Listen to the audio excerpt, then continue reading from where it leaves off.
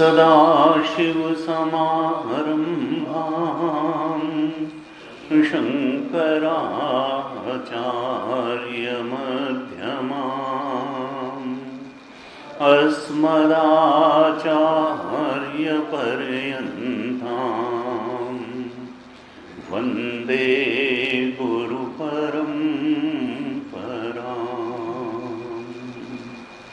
अज्ञानतिमिरान्धस्य ज्ञानाञ्जनशलाकया चक्षुरुन्मीलितं येन तस्मै श्रीगुरवे नमः। तस्मै श्रीगुरवे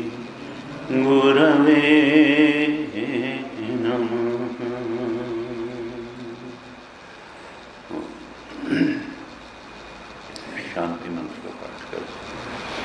ओम भद्रं कर्णेभिः शृणुयाम देवाः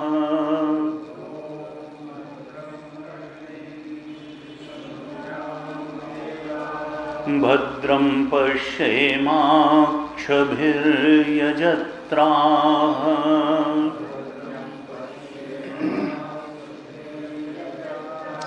स्थिरैरङ्गैस्तुष्टुवागंसस्तनूभिः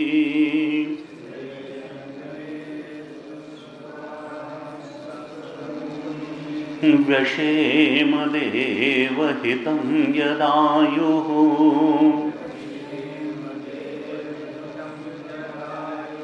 स्वस्ति न इन्द्रो वृद्धश्रवाः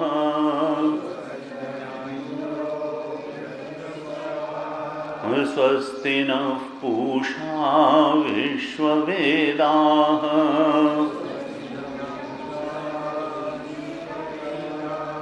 स्वस्ति नस्तार्क्ष्यो अरिष्टनेमिः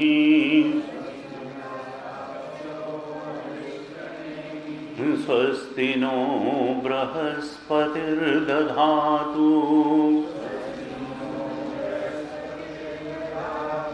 ओम शांति शांति शांति।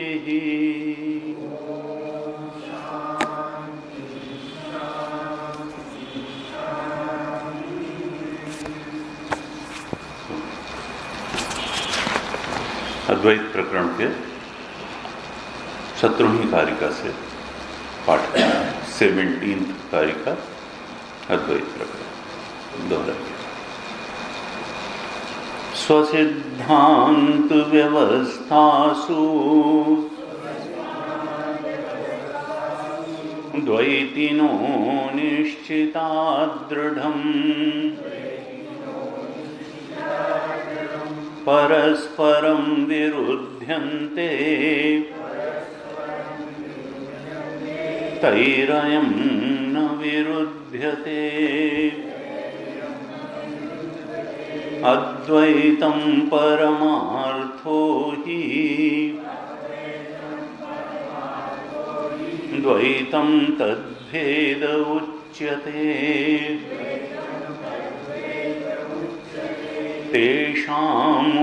तेषामुभयथाद्वैतं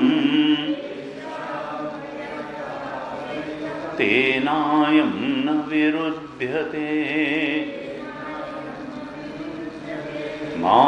माययाभिद्यते तत्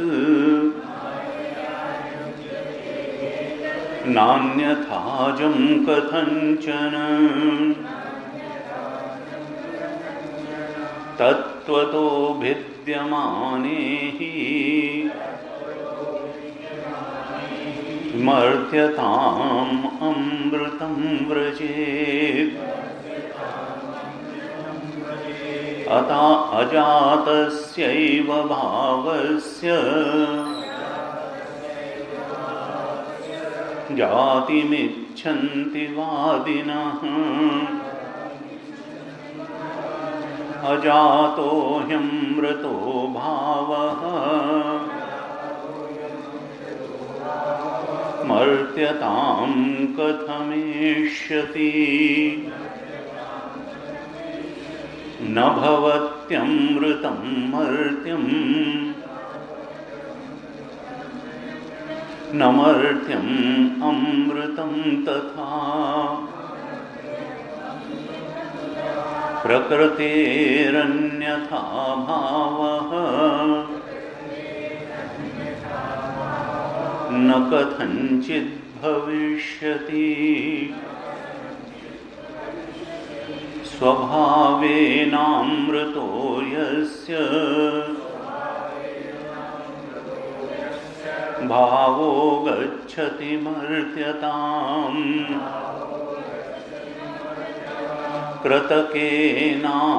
कृतकेनामृतस्तस्य कथं स्थास्यति निश्चलः भूततो भूततो वापि सृज्यमाने समाश्रुतिः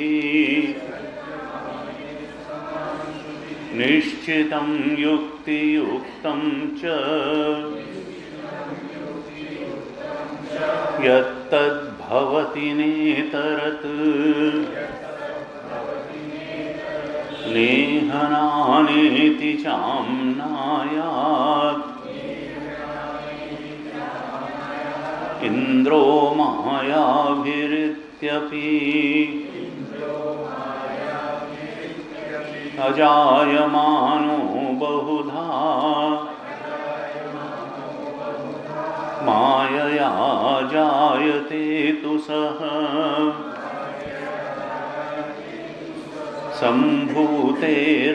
सम्भूतेरपवादाच्च सम्भवः प्रतिषिध्यते कोऽन्वेनं जनयेदिति कारणं प्रतिषिध्यते स एषु नेति नेतीति व्याख्यातं निह्नुते यतः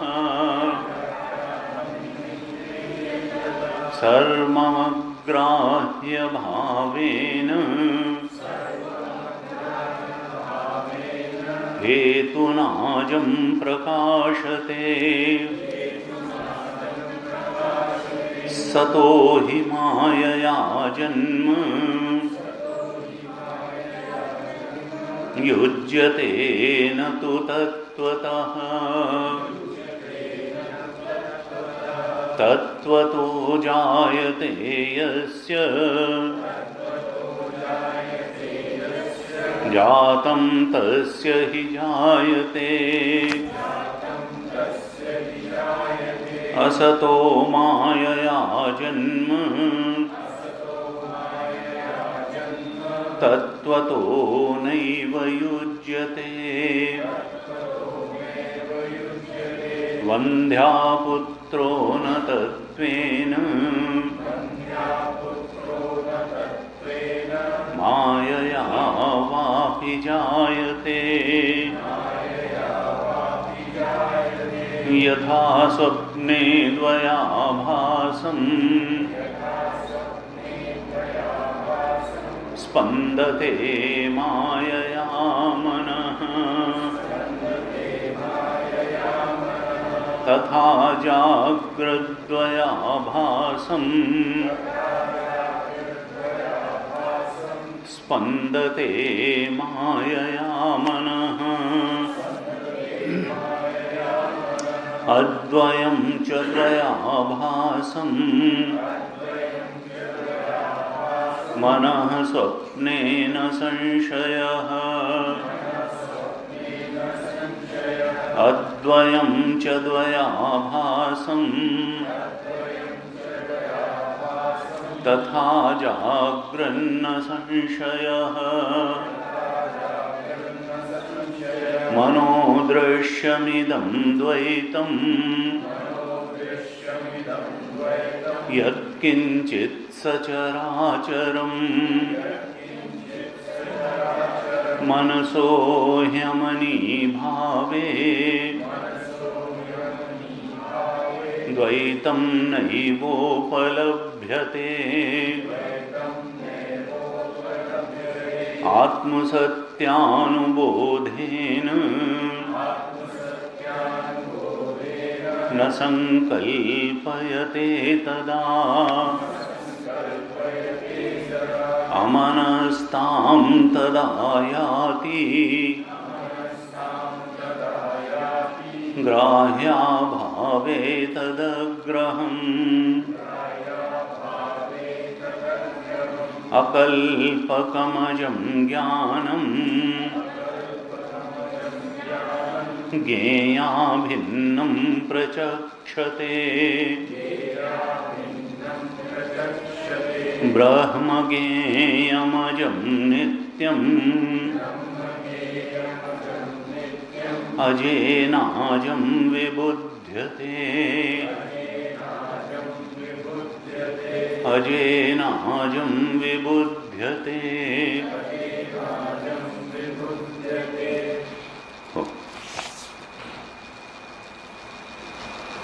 कल हमने 23वीं कारिका तक चर्चा की।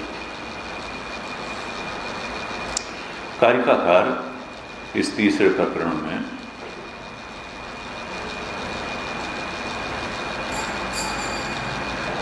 तरह तरह से युक्ति के माध्यम से पहले किया, फिर श्रुतियों के दृष्टांत दे करके इस बात की सिद्धि कर रहे हैं कि देखो साधक, सत्य तो एक अद्वैत तत्व ही है। तत्व दो नहीं है, तत्व अनेक नहीं है, तत्व तो एक ही है। और अगर तत्व एक ही है और हमारी अनुभूति में अनेक आता है, तो उसका मतलब क्या है कि उस एक की ही अनेक के रूप में प्रतीति हो रही है। हमको वो अनेक के रूप में मालूम पड़ रहा है, लेकिन वास्तव में वहां एक आत्म तत्व कहें, परमात्म तत्व कहें या ब्रह्म तत्व कहें, एक ही तत्व है जो अनेक रूपों में कुछ बदल करके नहीं बन गया है। जैसा है वैसा रहते हुए ही वो अनेक रूप में प्रतीत हो रहा है, आभासित हो रहा है। वास्तव में तो उससे कुछ उत्पन्न हुआ नहीं है, न वो किसी से उत्पन्न हुआ है, न उससे कुछ उत्पन्न हुआ है। वो तो जैसा था वैसा है और वैसा ही रहेगा, वो बदलने वाला नहीं है, स्वरूप से च्युत होने वाला नहीं है। हम जो जो कुछ जानते हैं सब बदलने वाला है, मिटने वाला है। केवल हमारा अपना आपा, हमारा अपना आत्मा, यही एक ऐसी वस्तु है जो न बदलता है और न मिटता है। बाकी सब, ये शरीर हो, स्थूल शरीर हो, सूक्ष्म शरीर हो, यहाँ तक कि कारण शरीर हो, ये सब तो मिटने वाले हैं, ज्ञान बाध्य हैं।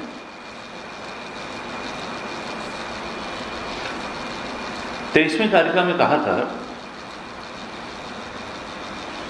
जब पूर्व पक्ष ने एक प्रकार से शंका उठाई कि देखिए, आप कहते हैं कि श्रुति का जो वास्तविक अर्थ है वो अद्वैत तत्व का प्रतिपादन है, तो सृष्टि में तो श्रुति का प्रतिपादन करने संबंधी ऋचाएं भी आती।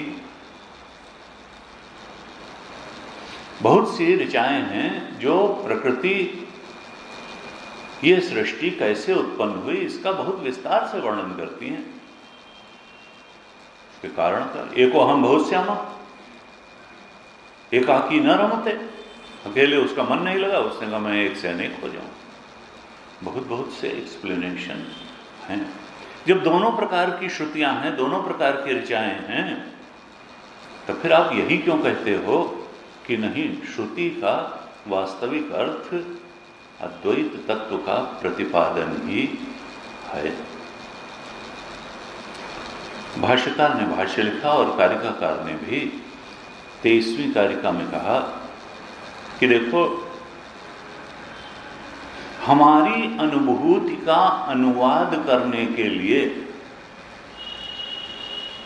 श्रुति ने कृपा करके इस सृष्टि और उसकी उत्पत्ति का वर्णन विभिन्न स्थानों पर किया, लेकिन इसका अर्थ ये बिल्कुल नहीं है कि परमार्थ रूप में सृष्टि हुई ही। अगर माया से कोई चीज दिखाई दे रही है, इसका अर्थ है कि वो वहां है नहीं, दिखाई दे रही है। अगर परमार्थ में होगी, कोई चीज परमार्थता होगी, तब उसको मिटाना भी संभव नहीं होगा। तो ये सृष्टि वर्णन का जहां तक संबंध है, तो माइक सृष्टि का वर्णन भी बिल्कुल उसी प्रकार से होगा जैसे यथार्थ सृष्टि का वर्णन हो। कल हमने इस पर चर्चा की थी। भूततो अभूततो वापि सृज्यमाने समाश्रुति। यदि भूततः अर्थात परमार्थतः ये सृष्टि हुई हो या अभूततः यानी माया से ये सृष्टि हुई हो, तो भी वर्णन में तो एक ही प्रकार से होगा। परमार्थ का और माया से हुई सृष्टि का वर्णन तो एक ही प्रकार से होगा। हमने कल चर्चा की थी कि सिनेमा की कहानी का वर्णन भी वैसे ही होता है जैसे यथार्थ की घटनाओं का वर्णन होता है। वर्णन से आप अंदाजा नहीं लगा सकते हैं कि कौन सी यथार्थ वर्णन है का वर्णन है और कौन सा सिनेमा की कहानी का वर्णन है। इसी प्रकार से सृष्टि जब का वर्णन भी वही श्रुति कर रही है और परमार्थ अद्वैत तत्व का वर्णन भी वही श्रुति कर रही है, तो हमको कौन सी श्रुति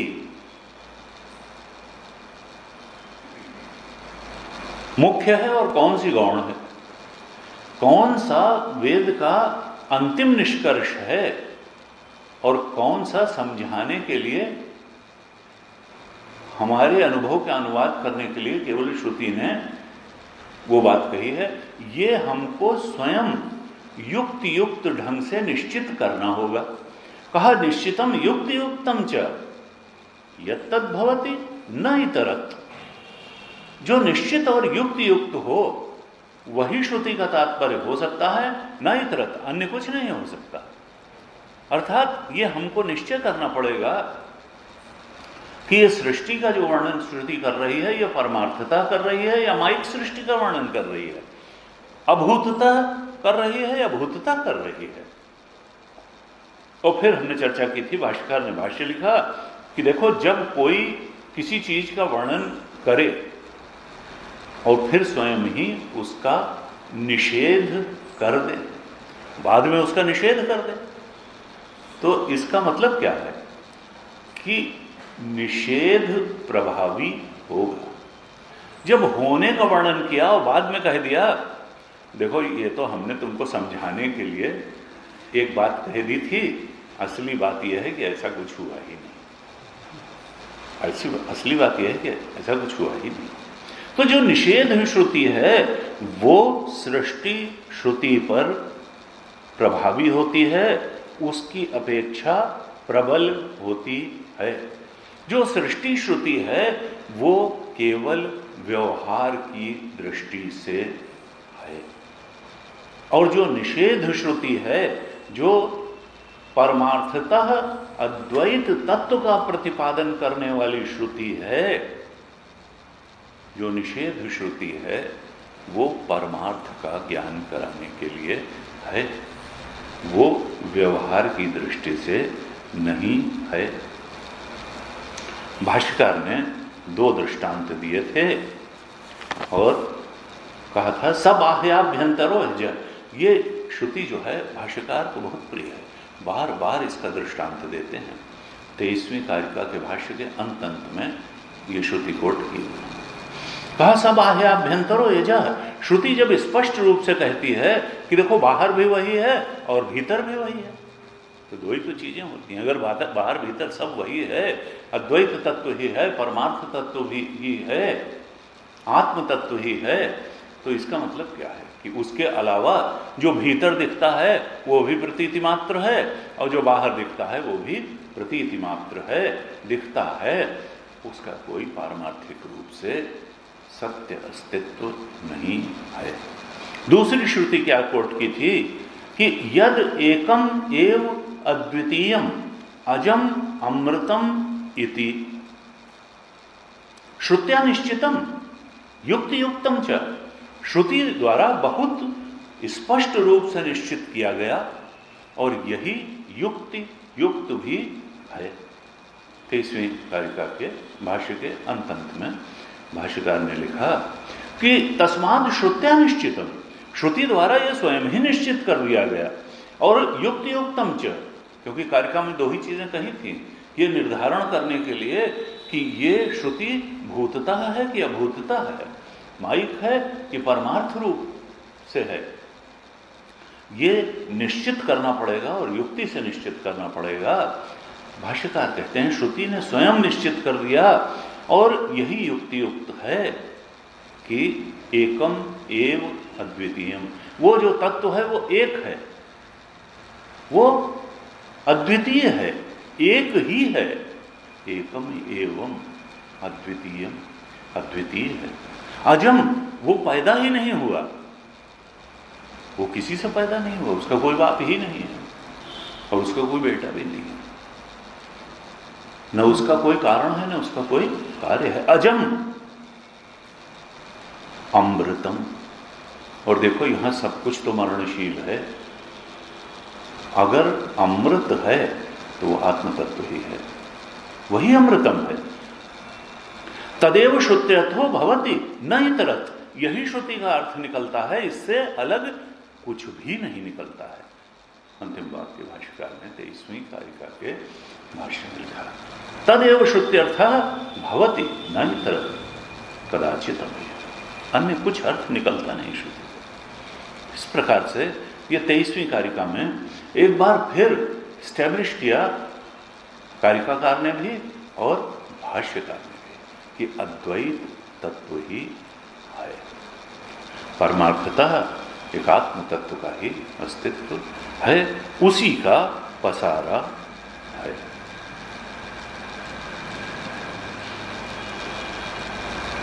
प्रारंभ में जब भाष्य लिखा इसी का, तो भाष्यकार ने लिखा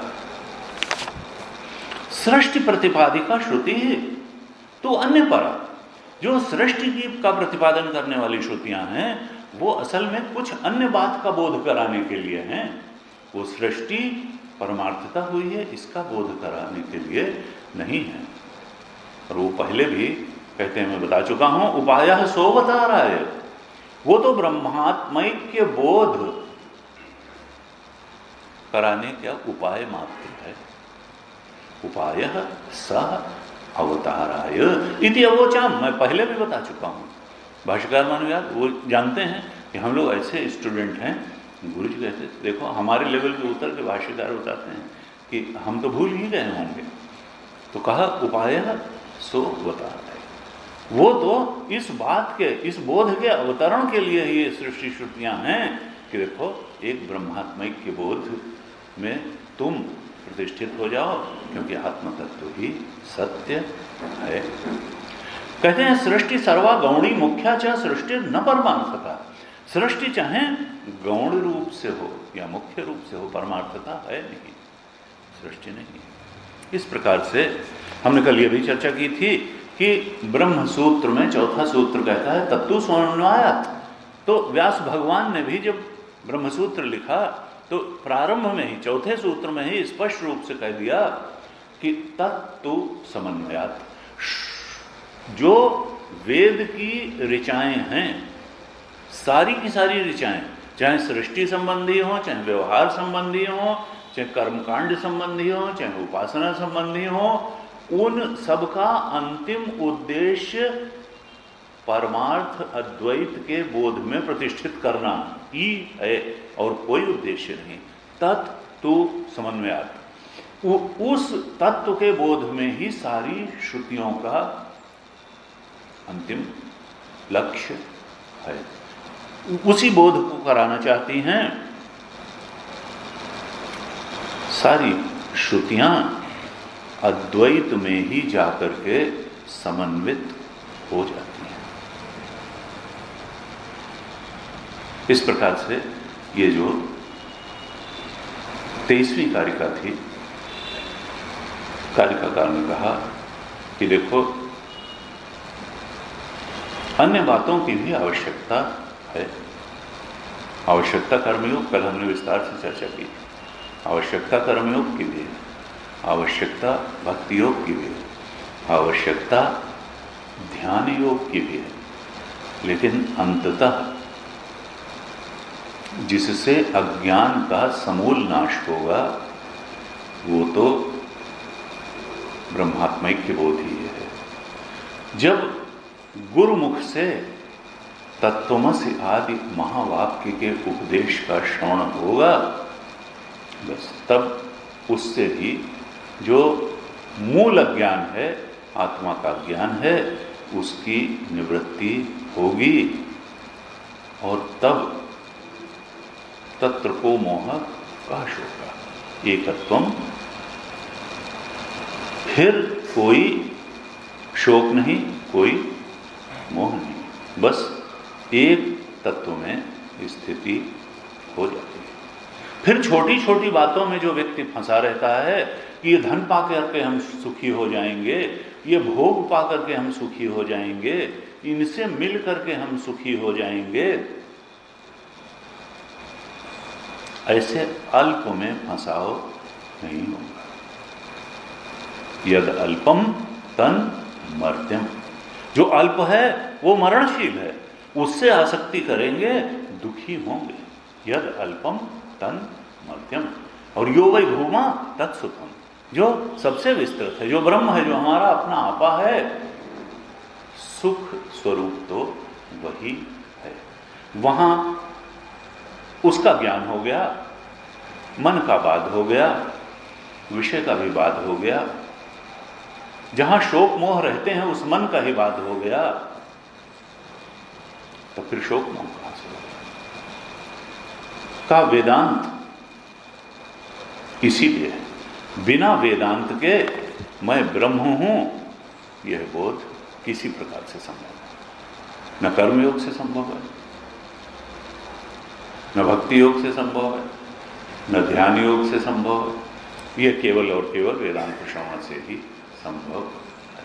इसलिए वेदांत को सर्वोपरि दर्शन कहा जाता है। 24वीं कारिका में क्या कहते हैं? नेह नानाति चाम नाय नेह नानाति नेह न इह नाना इति च आम्नायात इंद्रो मायाभि इति अपि अजायमानो बहुधा मायया जायते तो स। कारिकाकार कहते हैं, देखो ये प्रकरण श्रुति का दृष्टांत दे करके अद्वैत तत्व के प्रतिपादन का ही चल रहा है। इस 24वीं कारिका में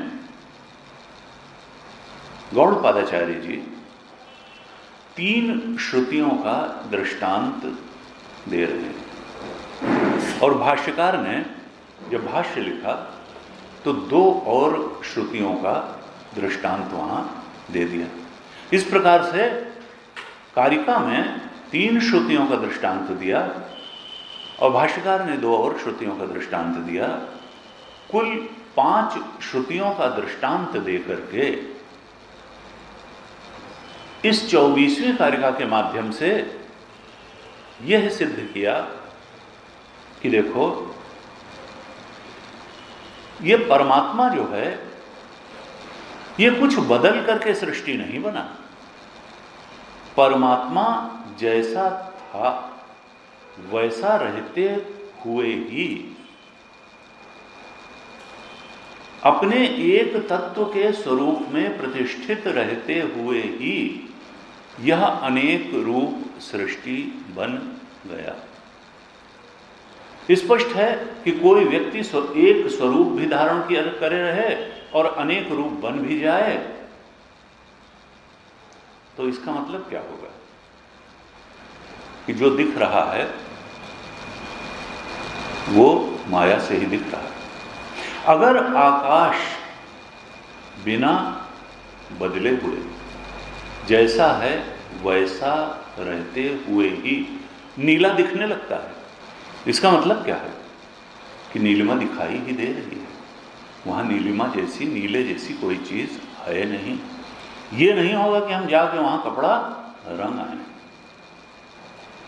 अगर रस्सी पड़ी है और वहां सांप दिखाई देने लगा, इसका मतलब ये नहीं कि वहां वास्तव में ही सर्प है। रज्जू कुछ बदल करके सर्प बन नहीं गई, तो रज्जू ही हमको दिखाई दे रही। अज्ञान के कारण, अधिष्ठान सबस्ट्रेटुम के अज्ञान के कारण, इग्नोरेंस के कारण हमको वहां सांप दिखाई दे रहा है। स्वप्न में भी सृष्टि दिखती है, बिल्कुल वैसे ही जैसे जागृत में सृष्टि दिखती है। वैसा ही सुख दुख होता है, वैसा ही अनेकता का बोध होता है, वैसा ही सुख दुख होता है। शत्रु मित्र दिखते हैं, नदी पहाड़ पेड़ जानवर सब दिखते हैं। जानवर पीछा करे तो वैसा ही भय लगता है, डूबने से वैसा ही भय लगता है, और लॉटरी खुलने से वैसी ही खुशी होती है जैसी जागृत में होती है। लेकिन जागने में मालूम पड़ता है कि स्वप्न की वो सारी अनेकता, वो सारा सुख दुख, वो सारा भय और सारा आकर्षण मिथ्या था। फिर जागृत और स्वप्न में अंतर क्या है? सुख दुख भय आकर्षण, सुख की खोज प्रयास प्रयत्न, भय से बचना, सुख के पीछे भागना, सब तो ऐसे ही। कारिकाकार क्या कहना चाहते हैं? देखो जैसे स्वप्न की दृष्टि बिना हुए ही बिल्कुल सच्ची सच्ची दिखाई दे रही। वहां था तो हमारा चेतन, हमारा मन ही सब कुछ बना हुआ था, हमारा चेतन ही सब कुछ बना हुआ था। उसी प्रकार से ये जो जागृत है, यहां भी वस्तुतः कुछ नहीं। पूरी स्वप्न अवस्था जैसे मिथ्या थी, पूरी जागृत अवस्था भी उसी प्रकार से अनुभव में आ रही है, व्यवहार हो रहा है, लेकिन परमार्थता सत्य नहीं है। परमार्थता सत्य होती तो बादशाह अकबर जन कहाँ चले गए, गुप्ता डायनेस्टी जन कहाँ गई, अशोका डायनेस्टी जन कहाँ गई।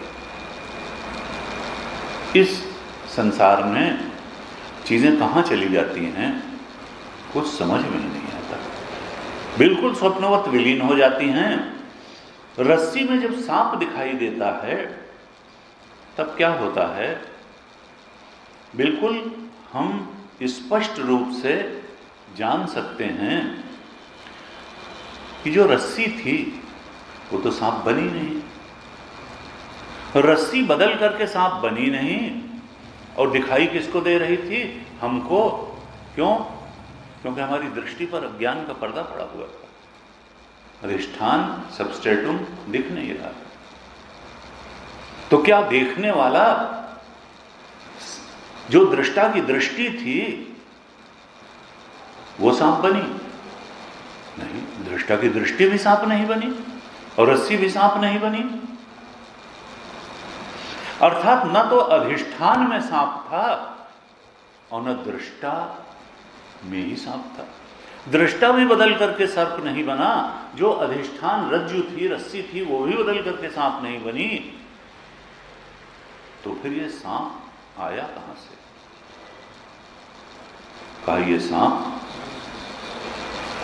न अधिष्ठान में है न दृष्टा में है, ये तो माया से ही दिखाई दे रहा है। ये तो माइक है, न होते हुए भी दिख रहा। ये सृष्टि बिल्कुल ऐसी ही है, न तो ये परमात्मा में है न देखने वाले की दृष्टि में है। दक्षिणामूर्ति स्त्रोत्र में कहा, विश्वम दर्पण दृश्यमान नगरी तुल्यम निजांतर्गतम पश्यन्नात्मनि माया बहिर्भूत। ये तो माया से ही है, अंदर दिखती है बाहर, अज्ञान के कारण। पश्यन्नात्मनि माया बहिर्भूत यथा निद्रया। जैसे नींद में, सपने में सृष्टि होती है अंदर लेकिन दिखती है बाहर। सपने में यही तो लगता है सारी सृष्टि बाहर है, तो जागने के बाद मालूम पड़ता है कि नहीं अंदर थी। इसी तरह से ये आत्म तत्व में ही अधिष्ठित है और मिथ्या है, दिखाई ही दे रही है। लेकिन जब आत्मा में जागरण होता है, अपने सच्चे स्वरूप में जागरण होता है, जब इस आत्मा के ब्रह्मत्व का ज्ञान हो जाता है, बस तब मालूम पड़ता है कि ये तो परमात्मा के अंदर एक माया से प्रतीति मात्र थी, और हमारा जो स्वरूप था, जो चेतना हमारे अंदर मैं करके स्फुरित हो रही थी, ये इस शरीर में कैद चेतना नहीं थी, इस मन बुद्धि में कैद चेतना नहीं थी, वो तो एक अखंड सर्वव्यापक चेतना थी। उस चेतना में सब कुछ था। ये हमारा अपना अंतःकरण, हमारी अपनी मन बुद्धि, हमारा अपना फिजिकल बॉडी, हमारा अपना सटल बॉडी, ये भी था, और सारी सृष्टि थी। सृष्टि का अधिष्ठान वह हमारा आत्मतत्व, वही अधिष्ठान है। वो इतनी छोटी चीज नहीं है जिसको हम मैं करके अपने अंदर चेतन के रूप में अनुभव कर रहे हैं। मांडुक्य कारिका में श्रुति चाहती है, वेद भगवान चाहते हैं, कारिकाकार चाहते हैं, भगवान शंकराचार्य चाहते हैं कि हम उस चेतन के सच्चे बोध में प्रतिष्ठित हो जाए, क्योंकि सारे दुखों से छूटने का यही उपाय है। शरीर पर शरीर हमने बदले, लेकिन उस सत्य के बोध में प्रतिष्ठित न होने के कारण भटकाव जारी रहा। शरीर से शरीर बदले, परिस्थिति से परिस्थिति बदली, मनःस्थिति से मनःस्थिति बदली। ये सारा जो बदलाव है, इससे मुक्त होने का एक ही उपाय है कि इस चेतन के वास्तविक स्वरूप, इस आत्मा के ब्रह्मत्व के बोध में प्रतिष्ठित हो जाया जाए। ये जान लिया जाए कि इस सृष्टि का जो दृष्टा है, जो देखने वाला है, वही इसका अधिष्ठान भी है। सियर इज सबस्ट्रेटुम, जो सियर है हम ही तो देखने वाले हैं। डीप स्लीप में जब हम नहीं रहते कुछ दिखाई देता है, न जागृत की सृष्टि दिखाई देती है, न स्वप्न की सृष्टि। डीप स्लीप में यहाँ तक कि अपने आप के होने का भी ज्ञान नहीं होता। ये स्वप्न की सृष्टि, ये जागृत की सृष्टि, ये मन के सापेक्ष है। आत्मा में तो इसका कहीं पता ही नहीं चलता।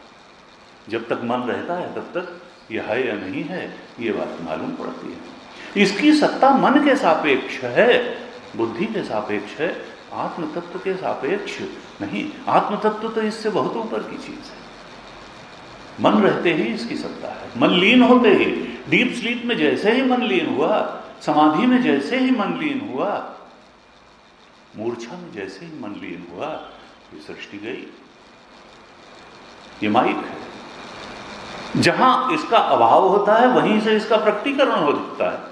अपने अभाव के ही अधिष्ठान में ये दिखती है और अपने अभाव के ही अधिष्ठान में ये लीन हो जाती है। और वेदांत कहता है अपने अभाव के अधिष्ठान में जो चीज दिखती है वो मिथ्या होती है, वो दिखती है, वो होती नहीं है। रस्सी में सांप कहीं है वह नहीं, वहां सांप का नितांत अभाव है, लेकिन वहीं दिखता है जहां वो नहीं है। चेतना में इस सृष्टि का नितांत अभाव है, लेकिन वहीं दिखती है, दृष्टा को दिखती है और दृष्टा में ही दिखती है। ये वेदांत कहता है। देखो, दृष्टा को दिख रही है, तुमको दिख रही है और तुम में ही दिख रही है। ये दृष्टा और अधिष्ठान दोनों अलग अलग नहीं है। सियर और सबस्ट्रेटम इस सृष्टि का अलग अलग नहीं है, दोनों एक है। दृष्टा ही अधिष्ठान है, अधिष्ठान ही दृष्टा है। वेदांत कहता है कि देखो, असल में समझने लायक इस सृष्टि में केवल दो ही बातें हैं। दो बातें अगर समझ गए तो सारा चक्कर ही खत्म हो गया। और वो दो बातें क्या हैं कि देखो, जो तुम्हारी चेतना है वही चेतना जो मैं करके स्फुरित हो रही है अंदर, और कोई विशिष्ट चेतना नहीं। तुम्हारा जो चेतन है, जो तुम्हारा जो कॉन्शियसनेस है, वो लिमिटेड नहीं है, वो परिच्छिन्न नहीं है, वो लिमिटेड नहीं है। वो बुद्धि में कैद चेतन नहीं है, वो फिजिकल बॉडी में कैद चेतन नहीं है, वो देश काल वस्तुओं से परिच्छिन्न लिमिटेड चेतन नहीं है। वो तो एक अखंड सर्वव्यापक चेतन है। उसकी अपरिच्छिन्नता को जान लेना, उसकी अनलिमिटेड नेचर को जान लेना। चेतन अपरिच्छिन्न है, चेतन अनलिमिटेड है, और जो इस सृष्टि का अधिष्ठान है वो भी अपरिच्छिन्न है, अनलिमिटेड है। देश काल वस्तु से परिच्छिन्न नहीं है, लिमिटेड नहीं है। तो एक तरफ चेतन भी अपरिच्छिन्न है, अनलिमिटेड है, दूसरी तरफ इस सृष्टि का अधिष्ठान भी अपरिच्छिन्न है, अनलिमिटेड है। और तीन ही तरीके की लिमिट्स तो होती हैं, चौथी होती ही नहीं है। या तो कोई चीज देश में परिच्छिन्न होगी, या काल में परिच्छिन्न होगी, या वस्तुओं से परिच्छिन्न होगी। हमारे ये शरीर है, देश में परिच्छिन्न है। थोड़ा 3.5 हाथ इसकी लंबाई है, थोड़ी चौड़ाई है, थोड़ा स्थान घेरता है। ये एक स्पेस में लिमिटेड है, तभी तो यहां से वहां चले जाते हैं। जो चीज सब जगह होगी तो वो यहां से वहां जा ही नहीं पाएगी। देश में परिच्छिन्न है, काल में परिच्छिन्न है। 60, 70, 80 साल के लिए ये मिला है, काल में परिच्छिन्न है, लिमिटेड है काल से। और वस्तु में भी परिच्छिन्न है, कुछ 60, 70, 80 किलो इसका वजन है। तो देश काल वस्तु से सारी संसार की चीजें, सारे विषय जो हमें अनुभव में आते हैं, वो देश काल वस्तु से परिच्छिन्न होते हैं। लेकिन इस सृष्टि का जो अधिष्ठान है वो अपरिच्छिन्न है, अनलिमिटेड है, वो देश काल वस्तुओं से परिच्छिन्न नहीं है। एक तरफ अधिष्ठान परिच्छिन्न नहीं है, और दूसरी तरफ जो हमारी चेतना है जिससे हम सब कुछ जानते हैं, वो चेतना भी वेदांत कहता है देश काल वस्तु से परिच्छिन्न नहीं है। एक तरफ अधिष्ठान अपरिच्छिन्न है, दूसरी तरफ चेतना अपरिच्छिन्न है, अनलिमिटेड है। अनलिमिटेड दो नहीं हो सकते, अनलिमिटेड तो एक ही होता है, नहीं तो लिमिट कर देगा एक दूसरे को। अगर अधिष्ठान में अनलिमिटेड होगा और चेतना में अनलिमिटेड होगी तो दोनों एक दूसरे को लिमिट कर देंगे, फिर दो अनलिमिटेड नहीं होते। इसका मतलब क्या होगा कि जो अधिष्ठान है वही चेतन है, जो चेतन है वही अधिष्ठान है, जो सियर है वही सबस्ट्रेटम है, जो सबस्ट्रेटम है वही सियर है। वेदांत कहता है कि यही दो बातें समझने की हैं। अगर ये दो बातें हमने समझ ली तो यही ब्रह्मबोध है, यही आत्मज्ञान का सही स्वरूप है, और यह समझने से ही मुक्ति है। बीच में कुछ करना नहीं है। इस ज्ञान के बाद न कर्मयोग की कोई आवश्यकता है, न भक्ति योग की, न ध्यान योग की। ये ज्ञान ही मुक्त करने वाला है। ऋते ज्ञाना न मुक्ति। और बाकी हम चाहे जितनी उपासना करेंगे, चाहे जितना कर्म करेंगे, चाहे जितना ध्यान करेंगे, उससे यह बोध प्राप्त नहीं होगा, ये ब्रह्म ज्ञान रूपी मुक्ति प्राप्त नहीं होगी। इसीलिए वेदांत ने कहा, श्रुति कहती है ऋते ज्ञाना न मुक्ति, ज्ञान के बिना मुक्ति नहीं। और ज्ञान क्या है? ज्ञान ये है, सियर इज सबस्ट्रेटुम, इस सारे प्रपंच का जो दृष्टा है वही अधिष्ठान। इस बोध में प्रतिष्ठित होते ही फिर शोक नहीं है, मोह नहीं है, भय नहीं है, बंधन नहीं है, मुक्ति भी नहीं है। क्योंकि मुक्ति तो हमारा स्वरूप था, हम तो अज्ञान के कारण अपने को बंधन में समझ रहे थे। उड़िया बाबा से किसी ने पूछा कि बाबा जीवन मुक्ति बड़ी चीज है, ये विदेह मुक्ति? बाबा ने कहा देखो, ये दोनों ही कल्पनाएं हैं। अज्ञानी जीव ने ही ये दोनों कल्पनाएं बना रखी हैं, बंधन की भी और मुक्ति की। जो जीव संसार में बंध गए हैं, शरीर से बंध गए हैं, विषयों से बंध गए हैं, उस बंधन की कल्पना को छुड़ाने के लिए उनको शास्त्र मुक्ति की कल्पना देता है। असल में न कहीं बंध, जो मुक्त हो गया उसके लिए न बंधन था और न मुक्ति है, न कहीं बंधन है। वो तो एक तत्व है, एक आत्म तत्व के अलावा कुछ है ही नहीं। उस आत्म तत्व की अपेक्षा से जब देखते हैं तो बंधन जितना मिथ्या है, मुक्ति भी उतनी ही मिथ्या है। न कहीं बंधन है, न कहीं मुक्ति है। तो वेदांत कहता है कि देखो, एक शरीर नहीं है तुम्हारे पास, केवल physical body is not the only reality. Physical body के अलावा तुम्हारे पास दो शरीर और हैं, तीन शरीर हैं। एक है सूक्ष्म शरीर या सटल बॉडी, और फिर एक है कारण शरीर या कॉजल बॉडी। तो स्थूल शरीर, सूक्ष्म शरीर और कारण शरीर, ये तीन शरीर इस जीव के पास हैं। इन तीन शरीरों में जो फिजिकल बॉडी है, जो अपने फिजिकल बॉडी को भी हम जानते हैं और दूसरे के फिजिकल बॉडी को भी जानते हैं। सूक्ष्म शरीर का जहां तक सवाल है, जिसमें मन बुद्धि आदि हैं, मन बुद्धि हैं, इंद्रियां हैं, कर्मेंद्रियां हैं, ज्ञानेंद्रियां हैं, पंचप्राण हैं, तो हम अपने सूक्ष्म शरीर को तो जानते हैं, अपनी भावनाओं को जानते हैं, अपने विचारों को जानते हैं, लेकिन दूसरे के सूक्ष्म शरीर का हम थोड़ा अंदाजा लगा सकते हैं कि भाई इसके चेहरे का रंग थोड़ा लाल हो गया है, त्योरियां चढ़ गई हैं, तो इसका मतलब कि क्रोध की भावना अंदर होगी। लेकिन सीधे हम नहीं जानते हैं, अपने सूक्ष्म शरीर को तो सीधे जानते हैं। हमारे अंदर विचारों की बाढ़ लगी है, या विचार कम हैं, या विचार शत्रु का है या मित्र का है, विचार दफ्तर का है कि बाजार का है, अपने का तो हम जानते हैं, दूसरे का नहीं जानते। अपने और दूसरे दोनों के फिजिकल बॉडी से, स्थूल शरीर से हम परिचित हैं, लेकिन सूक्ष्म शरीर से, मुख्य रूप से अपने सूक्ष्म शरीर से परिचित हैं, दूसरे कैसे परिचित नहीं। और जहां तक कॉजल बॉडी, कारण शरीर का संबंध है, ये कैसा है? ये वासनात्मक है। वहां जन्म जन्मांतर से अर्जित की हुई वासनाएं रहती हैं। हम नहीं जानते कौन कौन सी वासनाएं वहां छुपी पड़ी हैं।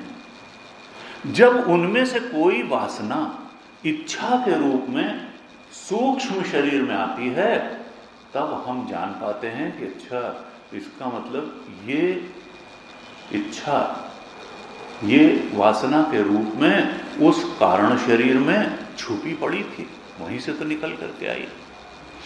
यानी वासना पुंज हमारा क्या है हम पूरी तरह से नहीं जानते हैं, लेकिन रह रह करके उसमें से जब कोई वासना का इच्छा के रूप में उदय होता है, तब उसको हम जान लेते हैं। और फिर वो इच्छा अगर बहुत बलवती हुई तो फिर इंद्रियों के माध्यम से, फिजिकल बॉडी के माध्यम से हमसे कहती है कि नहीं, हमारी मांग को पूरा करो, चलो वहां चलो, ये खा के आओ, इनसे मिल करके आओ, वहां हो के आओ, जो भी। और अगर हल्की होगी तो हम कहेंगे नहीं, देखो चुप बैठो, अभी other important and urgent works are there, तुम अभी अपने को शांत करो। तो 3 शरीर हुए, physical body, subtle body, causal body. इसमें जो फिजिकल बॉडी है, ये आप लोग जानते हैं वेदांत के अनुसार ये स्थूल द्रव्यों से बना हुआ है, पंचीकृत पंचभूत से बना है। क्षित जल पावक गगन समीरा, पंच रचित यह अधम शरीरा। जो 5 तत्व हैं, आकाश है, वायु है, अग्नि है, जल है और पृथ्वी है, इन 5 तत्वों से मिलकर के, इनके पंचीकृत स्थूल रूप से मिलकर के फिजिकल बॉडी बना है। इसीलिए ये फिजिकल है और सारा संसार भी उन्हीं स्थूल द्रव्यों से बना है। यह स्थूल पंचभूत से बना है। सारी संसार, जो दृश्यमान संसार हमारा है, वो भी स्थूल पंचभूत से बना है। इसलिए हम बॉडी और संसार दोनों को जान लेते हैं। लेकिन समष्टि में भी सूक्ष्म समष्टि का भी अस्तित्व है और सूक्ष्म व्यष्टि का भी अस्तित्व है। हमारा भी सटल बॉडी है और समष्टि का भी सटल बॉडी है। समष्टि के सटल बॉडी को तो हम जान नहीं पाते हैं। हाँ, उपासना में कई बार उसको नमस्कार जरूर करते हैं। हिरण्यगर्भ को, राम कोई किसी रूप में उसको प्रणाम करते हैं, उपासना करते हैं। लेकिन अपने सटल बॉडी को हम जानते हैं। वो कैसा है? वो स्थूल पंचभूत से नहीं बना है, वो सूक्ष्म पंचभूत से बना है। वही 5 भूत, लेकिन उनके सटल फॉर्म से। सटल फॉर्म क्या है? शब्द, स्पर्श, रूप, रस, गंध। आकाश का जो गुण है शब्द, वायु का स्पर्श और जल का रस, अग्नि का रूप और पृथ्वी का गंध। तभी गंध, नाक जो है केवल गंध सूंघती है, प्रधानता उसमें पृथ्वी तत्व की है। कान में प्रधानता आकाश तत्व की है, केवल शब्द सुनती है। जबान में, रसना में प्रधानता जल तत्व की है, तो केवल रस का अनुभव करता है। वायु तत्व की प्रधानता स्किन में है, केवल स्पर्श का अनुभव करती है। लेकिन मन तो 5 से मिलकर के बना है, इसलिए वो 5 को परसीव कर लेता है। वो शब्द, स्पर्श, रूप, रस, गंध 5 को बता देगा कि भाई इसमें 5 हैं गुलाब के फूल में। वो सूंघ भी लेगा, वो स्पर्श भी कर लेगा, चख भी लेगा। कहा ये स्थूल पंचभूत से फिजिकल बॉडी बना, सटल पंचभूत से, सूक्ष्म पंचभूत से सटल बॉडी बना। और जो कारण शरीर है वो किससे बना? वो द्रव्यात्मक है ही नहीं, वो द्रव्य से नहीं बना, वो वासनात्मक है। वहां कोई द्रव्य है ही नहीं, न वहां पर स्थूल द्रव्य है, न वहां पर सूक्ष्म द्रव्य है। वो तो वहां द्रव्य नाम की कोई चीज ही नहीं है, वहां मैटर नाम की कोई चीज नहीं है, वहां वस्तु नाम की कोई चीज नहीं है। उसका स्वरूप तो अज्ञान है, अज्ञान रूप ही है कॉजल बॉडी। और अज्ञान भी किस चीज का? इंजीनियरिंग का, मेडिकल साइंस का, मैनेजमेंट का नहीं। वो सब तो तुलनात्मक अज्ञान होते हैं जो विभिन्न जगहें पढ़ने से दूर हो जाते हैं। ये मूल अज्ञान जो है ये तो आत्मा का अज्ञान है। कॉजल बॉडी अज्ञान स्वरूप है, लेकिन किसका अज्ञान? आत्मा के सत्य स्वरूप का अज्ञान। यही कॉजल बॉडी है, यही कारण शरीर है। और कारण क्यों कहा? क्योंकि वही दोनों शरीरों का कारण है, सटल बॉडी का भी और फिजिकल बॉडी का भी। जब तक वो कॉजल बॉडी नष्ट नहीं होगी तब तक ये संसरण बना रहेगा। फिजिकल बॉडी तो काल में सीमित है, ये 70 से 60 साल बाद नष्ट हो जाएगा। लेकिन चूंकि वो सूक्ष्म शरीर है वो अगली यात्रा पर चल देगा। वासना पूर्ति के लिए अगले शरीर में, अगली फिजिकल बॉडी में जैसी वासना होंगी, जिस शरीर में उन वासनाओं की पूर्ति के लिए जो शरीर उपयुक्त होगा, ये जीव उस शरीर में प्रवेश करेगा। इस तरह से जातस्य ही ध्रुवो मृत्यु ध्रुवम जन्म मृतस्य च। अनादिकाल से ये संसरण चल रहा है, और जब तक ये कॉजल बॉडी नष्ट नहीं होगी ज्ञान से, किस ज्ञान से? आत्मा के ज्ञान से, क्योंकि आत्मा का ज्ञान ही तो कॉजल बॉडी है, और आत्मा के ज्ञान से ही ये कॉजल बॉडी नष्ट होगी, तब मुक्ति, तब ये संसरण ही खत्म हो जाएगा, शरीर से शरीर में, परिस्थिति से परिस्थिति में, और मन स्थिति से मन स्थिति में। कोई कह सकता है कि नहीं, ज्ञानी का भी सटल बॉडी तो बना रहता है, मन तो रहता है, तो मन स्थिति से मन स्थिति में संसरण कैसे खत्म हो जाएगा ज्ञान से? परिस्थितियां तो उसके जीवन में भी बनी रहती हैं, तो परिस्थिति से परिस्थिति में संसरण कैसे खत्म हो जाएगा? तो उसका सिद्धांत यह है वेदांत में कि देखो, जो अज्ञानी है, अज्ञानी का बिल्कुल स्पष्ट यहां पर है, अज्ञान का मतलब संसार के किसी विषय का ज्ञान नहीं है। अज्ञान का मतलब जो आत्मा के सत्य स्वरूप का ज्ञान जिसको नहीं है, यानी आत्मा के ब्रह्मत्व का ज्ञान नहीं है, अपनी चेतना को जिसने ब्रह्म नहीं जाना है, एकमात्र सत्य नहीं जाना, अद्वैत तत्व नहीं जाना, उस आत्म अज्ञानी के द्वारा यह मान करके चला जाता है, यह जान करके चला जाता है कि ये सूक्ष्म शरीर हमारे आत्मा का पार्ट है। वो आत्मा से सटल बॉडी को चिपका करके बैठा रहता है, स्थूल शरीर को तो वो छोड़ देता है कालक्रम में, लेकिन उसकी ये मान्यता होती है कि ये मन और बुद्धि तो मैं ही हूं, ये मैं का पार्ट है, मेरा पार्ट है, और इसलिए फिजिकल बॉडी छूटने के बाद भी वो सटल बॉडी को आत्म तत्व का पार्ट मान करके, उससे चिपक करके, उसके साथ साथ मूव करता है। फिजिकल बॉडी तो जब काम लायक नहीं रह जाता है, इसके माध्यम से किसी वासना की पूर्ति हो नहीं सकती, इतना सड़ गल जाता है, तो फिर इसको छोड़ ही देना पड़ता है। प्रारब्ध पूरा हुआ तो छूटेगा। हानि लाभ जीवन मरण जस अपजस विधि हाथ तुलसी। देखो, कब हानि होगी, कब लाभ होगा, कब तक जिंदा रहेंगे, कब मर जाएंगे। हानि लाभ जीवन मरण, कब किस काम को करने में यश की प्राप्ति हो जाएगी, कब अच्छा काम करने में ही अपयश की प्राप्ति हो जाएगी, ये सब विधाता ही जानता है, हम नहीं जानते।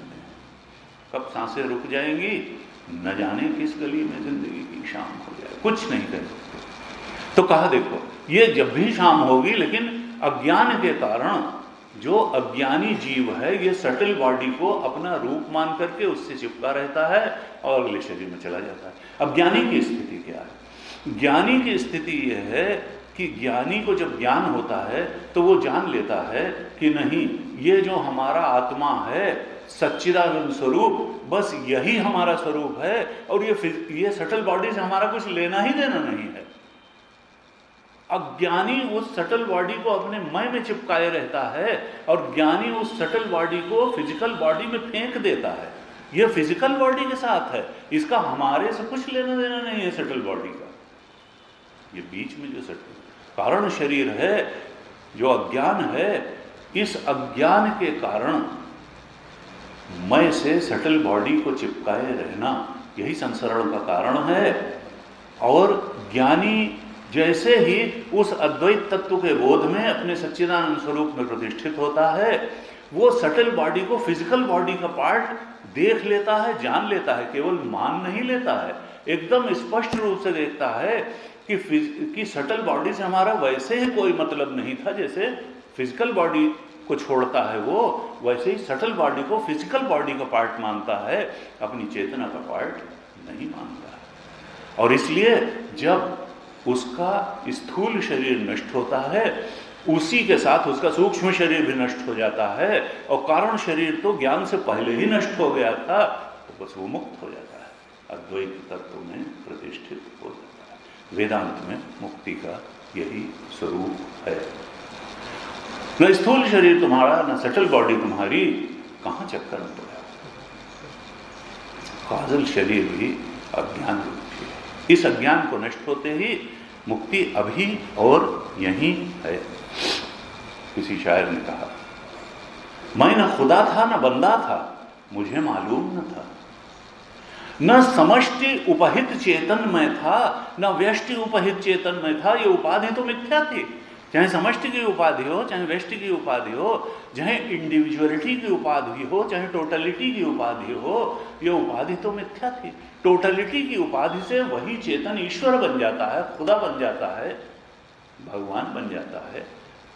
और इंडिविजुअल की उपाधि से वही चेतना जीव बन जाती है, मनुष्य बन जाती है, तमाम पशु पक्षी बन जाते हैं। कहा देखो, न तो मैं खुदा था न बंदा था, न मैं इंडिविजुअल उपाधि वाला था न टोटल उपाधि वाला था। ये उपाधि तो मिथ्या थी। न मैं खुदा था न बंदा था, लेकिन मुझे मालूम न था। दोनों इल्लत से जुदा था, मुझे मालूम न था। ये दोनों ही इल्लत का मतलब उपाधि। दोनों उपाधि मेरी नहीं थी, न टोटलिटी की उपाधि थी न इंडिविजुअलिटी की उपाधि थी। मैं तो नित्य शुद्ध बुद्ध मुक्त चेतन था। सच्चिदानंद स्वरूप आत्मा ही हमारा स्वरूप था। लेकिन उपाधियों के चक्कर में पड़ करके मैं भटक रहा था, अपने को जीव माना। असल में ब्रह्म ही सत्य है, न जीव सत्य है, न जगत सत्य है, न ईश्वर सत्य है। ये त्रैत सत्य नहीं है, एक अद्वैत सत्य है। 24वीं कारिका में क्या कहते हैं? हमारे संतों ने कई बार बहुत साधारण रूप में बहुत गहरी बातें कही। हम सोचते हैं कि देखो, संसार बड़ा आकर्षक है और संसार के आकर्षणों को छोड़ना तो भाई कितनी कठिन बात है, जो बहुत ही कठिन बात है, और कोई उसका कई बार तर्क भी समझ में नहीं आता। सूरदास जी ने कहा सूरदास नलिनी को सोटा, कहो कौने जकरियो। सूरदास जी कहते हैं कि देखो मनुष्य, ये नलिनी कमलिनी पर कोई तोता बैठा और उसने कस के कमलिनी को पकड़ लिया कि भाई कहीं डूब न जाए। कस के कमलिनी को पकड़े हुए है तोता, और फिर इस बात की तरफ उसका ध्यान ही नहीं जा रहा है कि हमने कमलिनी को पकड़ा है कि कमलिनी ने हमको पकड़ा है। असल में क्या बात है कि उसने खुद ही कमलिनी को पकड़ा है, लेकिन विचार न सहते। अगर माया को विचार पसंद नहीं है, माया कहेगी विचार मत करो।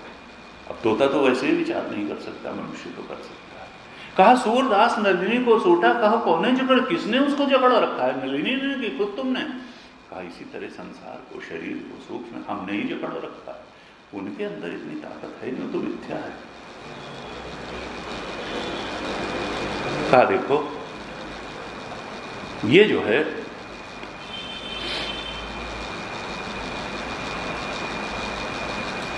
सृष्टि, जहां जहां तक दृश्य है वहां वहां तक ये माइक ही है दृश्य। चाहे अंदर का दृश्य हो, यानी हमारे विचार भावनाएं हो, या बाहर के विषय।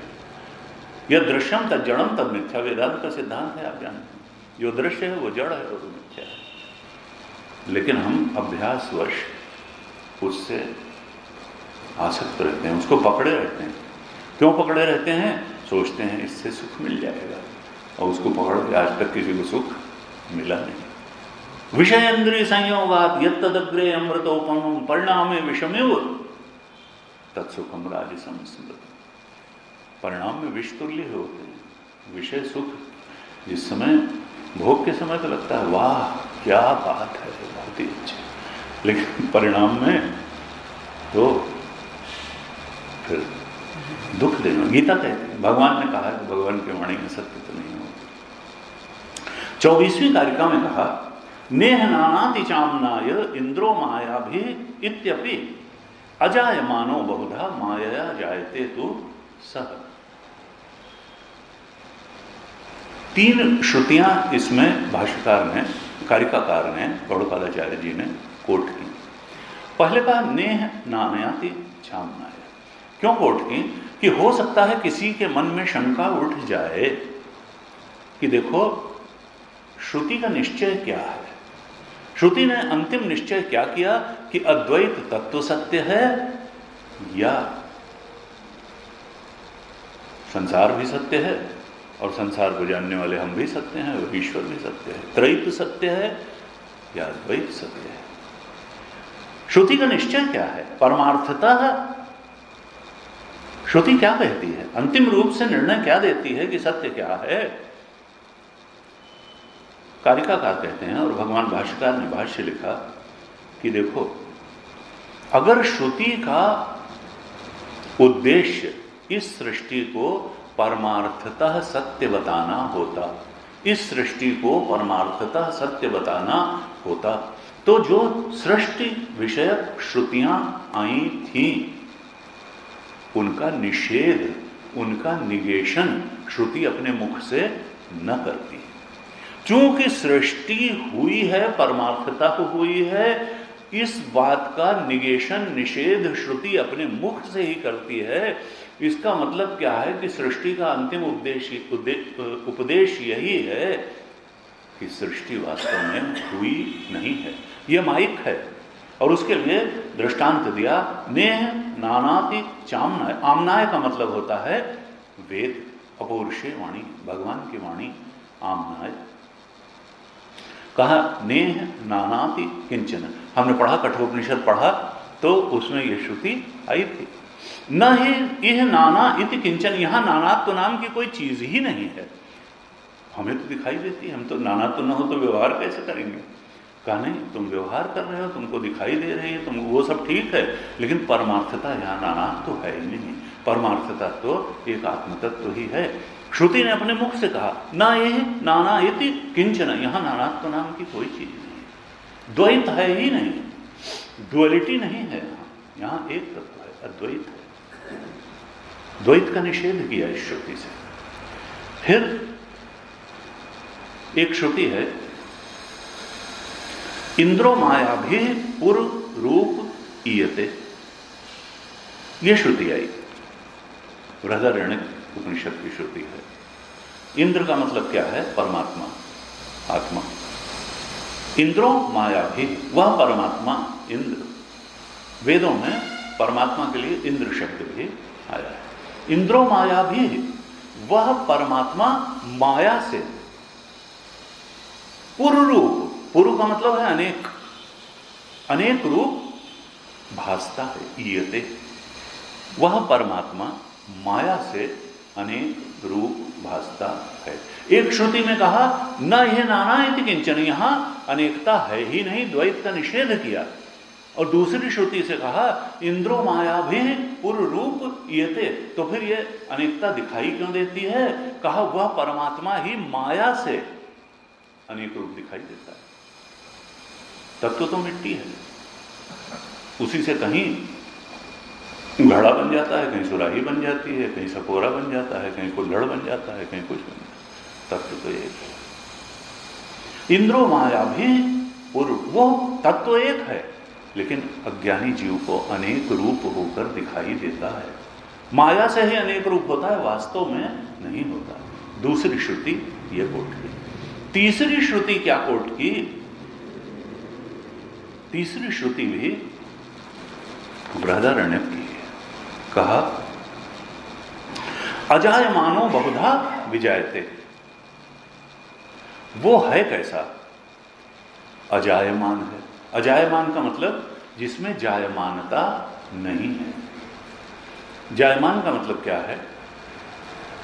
कि जिससे जन्म का मतलब उत्पन्न होना, जायमानता का मतलब उत्पन्न होना, उत्पन्न होने की सामर्थ्य, कैपेबिलिटी ऑफ प्रोड्यूसिंग समथिंग, जायमानता। कहा वो तो अजायमान है, उससे कुछ पैदा वैदा नहीं होता। वो किसी के पिताजी नहीं है, उनका कोई बेटा नहीं, अजायमान हो। लेकिन फिर भी क्या होता है, अजायमान होते हुए भी बहुधा विजायते, वो अनेक रूप में पैदा हो जाता है। अजायमानता तो उसका स्वरूप है, लेकिन फिर भी वो अजायमानता स्वरूप होते हुए भी बहुधा विजायते, वो अनेक रूप में प्रकट हो जाता है, स्वरूप के विपरीत प्रकट हो जाता है। इसका मतलब क्या है कि प्रकट वगट नहीं होता है, दिखाई ही देता है, उस रूप में प्रकट हुआ। अजायमानो बहुधा विजायते। भाष्यकार ने भाष्य लिखा, कहा न ही अजायमानत्वम बहुधा जन्म च एकत्र संभवात। एक में ही अजायमानता और बहुजायमानता ये साथ साथ संभव नहीं है। अगर वो अजायमान है और बहुधा जायमान होकर के दिखाई देता है, प्रतीत होता है, तो बस प्रतीत ही होता है, आभासित ही होता है, वो बहुधा हो नहीं जाता, अनेकधा हो नहीं जाता, भिन्न भिन्न हो नहीं जाता है, रहता तो एक ही है, अजायमान ही है। फिर कहते हैं ये तीन श्रुतियां तो कारिकाकार ने कोट की। नेह नानाति किंचन इंद्रो माया भी पुररूपीयते, एक से द्वैत का निषेध किया, एक से बताया कि द्वैत मायिक है, और एक से बताया कि देखो अजायमान होते हुए भी वो माया से माया जायते तु सह, वो परमात्मा माया से ही अनेक रूप होता है। अजायमानो बहुधा विजायते, अजायमान होते हुए बहुधा जायमान हो जाता है। अब भाष्यकार ने जो भाष्य लिखा तो दो श्रुतियां और कोट की, इनके अलावा दो तर्क भी और दिए, क्योंकि हेतु देना पड़ेगा, तर्क देना पड़ेगा अपनी बात को सिद्ध करने। इंडियन लॉजिक यही है। तो कहा देखो फलवत्व, अंत में 24वीं कारिका के भाष्य के अंत में लिखते हैं भाष्यकार, फलवत्वाच्च आत्मा एकत्व दर्शनम एव श्रुति निश्चित अर्थ।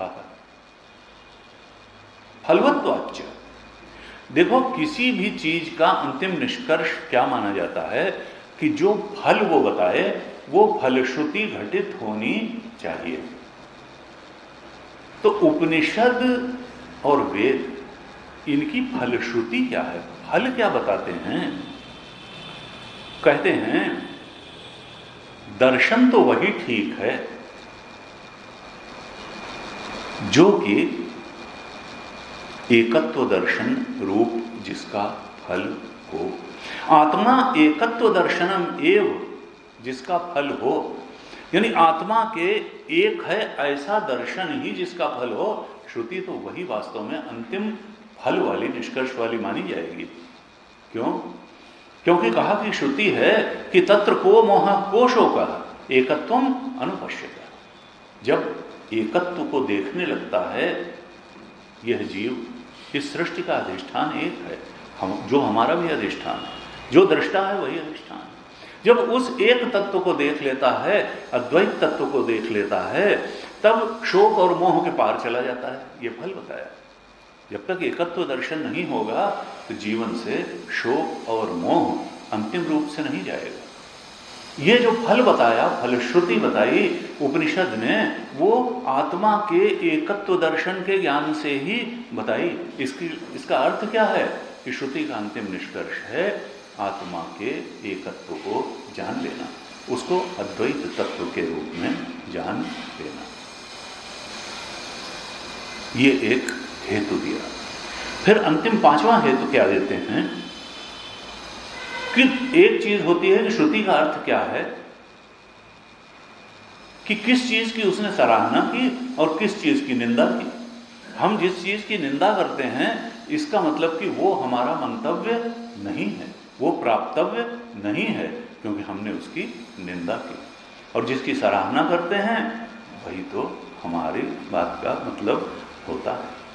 और श्रुति ने कहा, कठोपनिषद में हमने पढ़ा, मृत्योः स मृत्युम आपनोति या इह नाना एव पश्यति।